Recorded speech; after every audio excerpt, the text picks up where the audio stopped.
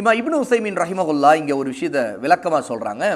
இரவு பகல் சூரியன் சந்திரன் அனைத்துமே அல்லாவின் சான்றுகள் உள்ளது என்பதற்கு குர்ஆனுடைய இந்த ஆயத், அதாவது சூரா ஃபுஸ்ஸிலத் 41வது சூராவுடைய 37வது ஆயத்து ஒரு ஆதாரமாக இருக்குது. அதாவது அல்லாஹ்வின் மீது அறிவிக்கக்கூடிய தெளிவான சான்றுகள், அல்லாஹ் தான் இருக்கிறாங்க தெளிவான சான்று, இரவும் பகலும் அவை மாறி மாறி வருவதும் அத்தாட்சிகள். மேலும் அல்லாஹ் ஏற்படுத்தி இருக்கக்கூடிய மக்கள் நலன்கள், அல்லாஹ் தஆலா என்னென்ன நன்மைகளை இந்த இரவு பகல் மூலமாக ஏற்படுத்தி இருக்கிறான் அப்படிங்கிறதும் அத்தாட்சி ஆதாரமாக இருக்குது.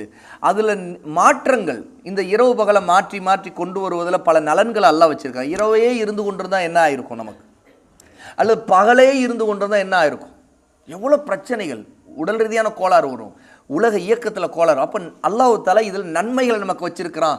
அப்போ இதில் அல்லாஹ் நமக்கு புரிஞ்சிருக்கிற அருட்கொடைகளை தெரிஞ்சுக்கிறோம்.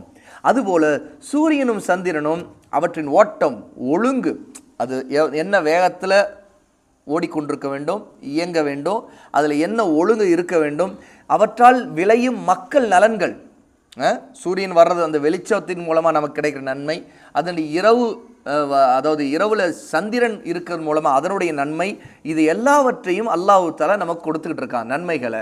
அப்போ அவற்றால் தடுக்கப்படும் தீங்குகள், சரி இந்த சூரியனுடைய வெளிச்சம், சூரியன் இருக்கிறனால பல தீங்குகள் நமக்கு தடுக்கப்படுது, அதுவே சந்திரனுடைய வெளிச்சத்தினால பல தீங்குகள் தடுக்கப்படுகிறது. அப்போ அந்த வெளிச்சம் நமக்கு தேவையாக இருக்குது. அப்போ இது எல்லாமே அல்லாஹ் தான் படைத்தவன் இயக்குகிறவன் என்பதற்கான அத்தாட்சிகள் அப்படிங்கிறாங்க. பிறகு அல்லாஹ் தனது அடியார்களை சூரியனுக்கோ சந்திரனுக்கோ சிரம் பணியக்கூடாதுன்னு தடுக்கிறான். அந்த ஆயத்தில் இதையெல்லாம் நன்மைகளை சொல்லிட்டு, இதையெல்லாம் படைத்த அல்லாஹ்வை தானே நீங்கள் வணங்க வேண்டும், அவனுக்கு தானே சஜிதா செய்யணும், அப்படி இருக்கும்போது எதுக்கு நீங்கள் சூரியனை வணங்குறீங்க, ஏன் சந்திரனை வணங்குறீங்க, ஆகவே அதற்கு சஜிதா செய்யக்கூடாதுன்னு தடை செய்திருக்கிறான். அவரின் உள்ளங்களில் அந்த இரண்டும் என்னதான் பெரும் அந்தஸ்தை அடைந்திருந்தாலும் சரி என்னதான் சூரியனால் எவ்வளோ நன்மைகள் நீங்கள் அடைஞ்சாலும் அதுக்கு நீங்கள் சஜிதா செய்யக்கூடாது, சந்திரனை கொண்டு எவ்வளோ நன்மைகள் நீங்கள் அடைஞ்சாலும் அதற்கு செய்யக்கூடாது, அல்லாஹ்வுக்கு தான் செய்ய வேண்டும். ஏன்னா எல்லா நன்மைகளையும் படைத்தவன் தானே தரான். அப்படி இருக்கும்போது எதுக்கு நீங்கள் சஜிதா அதுக்கு செய்கிறீங்க அப்படின்னு அல்லாஹ் தடுக்கிறான். ஏனெனில் அந்த இரண்டும் படைக்கப்பட்டவையாக இருப்பதால் வணக்கத்திற்கு தகுதி உடையவை இல்லை. வணக்கத்திற்கான தகுதி, வணங்கப்படுவதற்கான தகுதி ஒன்றுக்கு எப்போ வரும், படைத்தவனுக்கு, படைக்கப்பட்டதுக்கு வராது, படைக்கக்கூடியதுக்கு தான் வரும். அப்போ படைக்கக்கூடியவன் அல்லாஹ் மட்டும்தான், அவனைத்தான் வணங்க வேண்டும். உண்மையில் வணக்கத்திற்கு தகுதி உள்ளன அவற்றை படைத்த அல்லாஹ் மட்டும்தான் அப்படின்னு குறிப்பிடுறாங்க. இன்னொன்று, அடுத்த 2வது ஆயத்து பார்த்தோமே, சூரா அல் ஆராஃபுடைய ஆயத், அதை பற்றி ஷேக் உஸைமீன் குறிப்பிடுறாங்க. இந்த ஆயத்துக்கள் அல்லாஹ் தஆலா பல அத்தாட்சிகளை வைத்திருக்கிறான். முதலாவது, பிரம்மாண்டமான பிரமிக்க வைக்கக்கூடிய இந்த படைப்புகளை அல்லாஹ் 6 நாட்களில் படைச்சிருக்கிறான்.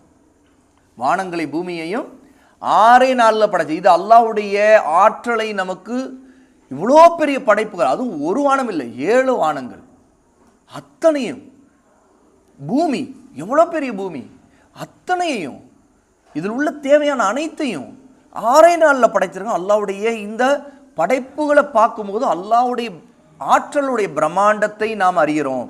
அவன் நாடினால் அவற்றை ஒரு வினாடியில் கூட படைத்திருக்க முடியும். எனினும் அவனது நுண்ணறிவு, அவனுடைய ஹிக்மா, அவனுடைய நோக்கம், தேட்டம், அதற்கு ஏற்ற மாதிரி காரணங்களை காரியங்களோடு ஒரு தொடர்பை ஏற்படுத்தியிருக்கிறான். அப்போ 6 நாள்களில் ஏன் படைத்திருக்காங்கிறதுக்கான காரணங்கள் சில இருக்குது. அது நமக்கு தெரியாவிட்டாலும் அல்லாஹ்வால முடியும், ஒரு நொடியில் கூட முடிக்க முடியும். ஆனால் சில விஷயங்கள் அல்லாஹ் தஆலா காரணத்தோடு காரியத்தை கனெக்ட் பண்ணிட்டான். இது இப்படி நடக்கணும், இதுக்கு இத்தனை நாள்கள் வைக்கணுங்கிறது அல்லாஹ் நமக்கு ஏற்படுத்தியிருக்கிற விதி. இது அவனை நிர்பந்திக்காது. அவனால் 6 நாளில் தான் படைக்க முடியும்னு அவனுக்கு நிர்பந்தம் இல்லை. அவனால் முடியாததா ஒரு குழந்தைய உடனே படைக்கிறதுக்கு முடியும். ஆனால் ஒரு தாய்க்குடைய கர்ப்பத்தில் அந்த குழந்தை 9 மாதம் 10 மாதம் அது குழந்தை வளரணும், இவ்வளோ காலம் இருக்கணுங்கிற ஒரு காரணத்தை அங்கே வைத்திருக்கிறான்.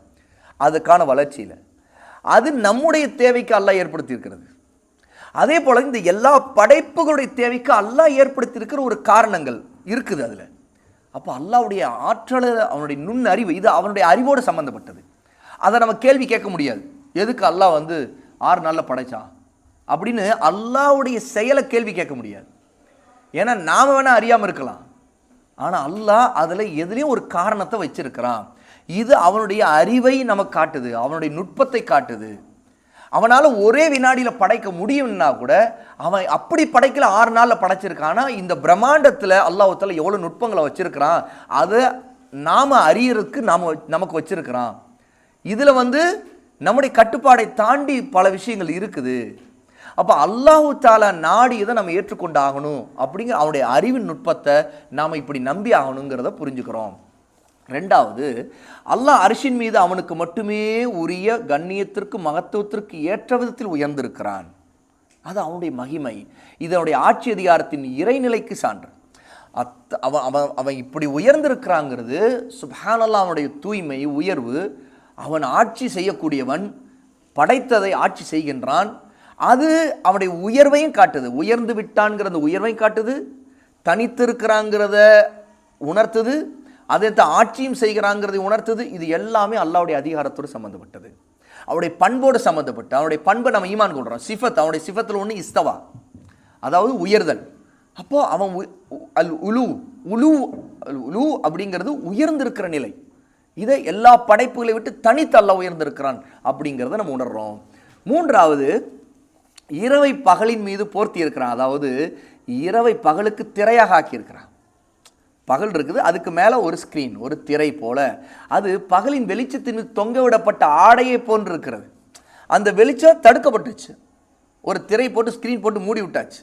அந்த மாதிரி அது ஆகிவிட்டது. அது பகலை மூடி இருக்கிறது, எது இரவு மூடி இருக்கிறது. இந்த ஒரு அழகான கருத்தும் அதில் இருக்குது. நான்காவது, சூரியன், சந்திரன், நட்சத்திரம் ஆகியவற்றை தனது கட்டளை கட்டுப்படக்கூடியவையாக ஆக்கியிருக்கிறான். அடியார்களின் நலனுக்கு ஏற்பவற்றைத்தான் நாடியபடி ஏவி இருக்கிறான். அப்போ அல்லாஹ்வுடைய கட்டளைப்படி, அவன் விரும்பியபடி அது நடக்குது. ஐந்தாவது, படைக்கும் ஆற்றலும் கட்டளை பிறப்பிக்கும் அதிகாரம் ஏனையவர்களை விடுத்து அவனுக்கே உரித்தானது எனும் வகையில் அவருடைய ஆட்சி பொதுவானது, அதிகாரம் பரிபூர்ணமானது. அத்தனையும் படைச்சு அவனுடைய கட்டுப்பாட்டில் வச்சுங்கன்னா அதில் எந்த குறையும் இருக்காது. முழு ஆட்சியும் அவனுடைய கட்டுப்பாட்டில் தான் இருக்குது. எல்லாமே இந்த உலகத்தில் ஆட்சி செய்கிறவங்களும் அவனுடைய கட்டுப்பாட்டில் தான் இருக்கிறாங்க. எப்படிப்பட்ட ராஜாவாக இருந்தாலும், எவ்வளோ பெரிய அதிபராக இருந்தாலும் சரி, அல்லாஹ்வுடைய கட்டளை மீறி அவனால் ஒன்றும் பண்ண முடியாது. அவனுடைய கட்டளை, அவனுடைய அதிகாரம், ஆட்சி வானம் பூமி அத்தனையும் பரவி பொதுவாக இருக்குது, பரிபூர்ணமாக இருக்குது. கடைசியாக ஷேக் உசைமின் சொல்கிறாங்க, அவனுடைய பரிபாலனம், அதாவது படைத்து பரிபாலிக்கிறது இருக்குது, இது உலகம் அனைத்துக்கும் பொதுவானது. எல்லா படைப்புகளையும் பரிபாலிக்கிறான். அப்போ இது அல்லாஹுதான் படைப்பாளன், அவன் மட்டும்தான் வணக்கத்திற்குரியவன்கிறதுக்கான மிகப்பெரிய அத்தாட்சின்னு ஷேக் இப்னு உசைமின் ரஹிமஹுல்லாஹி தஆலா இங்கே விளக்குறாங்க.